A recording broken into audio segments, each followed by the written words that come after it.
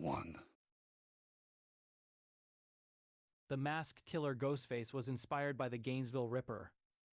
Daniel H. Rowling was a serial killer that murdered 5 students in Gainesville, Florida over 4 days in 1990.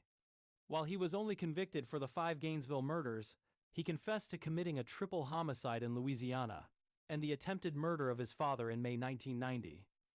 Number 2. Hannibal Lecter is based on the little-known Mexican murderer named Alfredo Trevino. Trevino was a doctor who was interviewed by Lecter's creator Thomas Harris. While doing research at Nuevo Leon State Prison, Harris saw Trevino save the life of an inmate.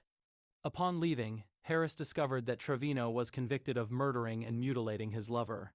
He was also suspected of killing and dismembering several hitchhikers during the late 1950s and early 1960s. Number 3.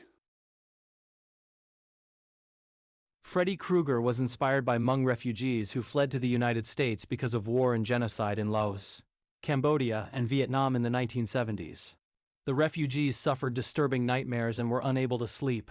Some of the men died in their sleep soon after, giving the inspiration for the sleep demon. Number 4.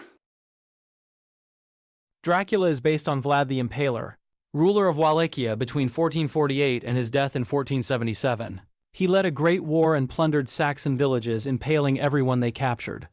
He is reported to have massacred tens of thousands of people. Number 5. Annie Wilkes is based on Janine Jones, a serial killer responsible for the deaths of dozens in her care as a licensed nurse during the 1970s and 1980s. You'll have to look it up to know the rest of her story. Number 6.